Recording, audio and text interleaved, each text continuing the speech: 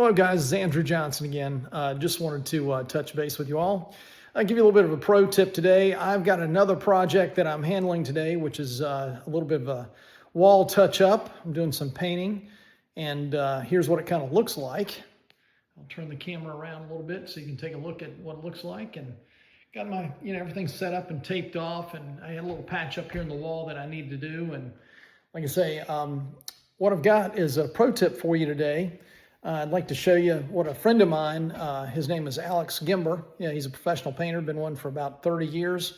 And I'll show you what he showed me today about preserving your brushes as well as rollers and things to that effect if you want to reuse them over and over and over again, especially while you're doing a project like this that I just showed you a few minutes ago, where basically I've got to wait for layers of paint to dry. So in between that period of time, your brushes and your rollers and things can get dried out and damaged, and you can't reuse them again unless you do this. Let me show you exactly what I'm talking about. Here's the product that professional painter showed me, which was Press and Seal. It's by Glad, and it's got more than 3-in-1 uses.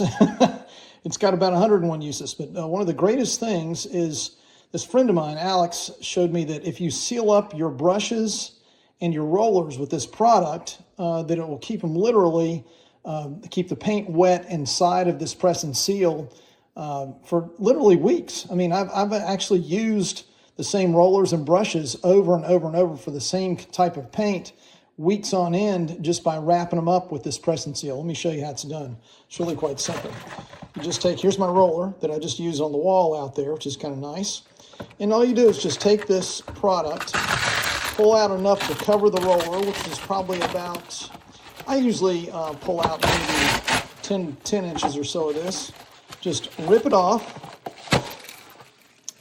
turn the sticky side up, which is all you got to do is just turn the sticky side up, put your roller inside the sticky side, lap it over, and then just kind of roll the roller back until it's nice and tight. You seal up the ends, seal up this end, you seal up the other end, and there you go. It's all done. It's that easy. It looks that nice.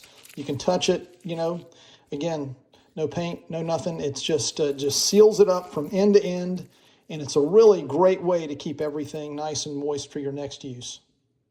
By the way, once you've put the Press and Seal on your roller, let me show you how easy it is to basically take off as well. It's kind of cool. You just loosen it up around the edge a little bit. You leave this piece on the bottom.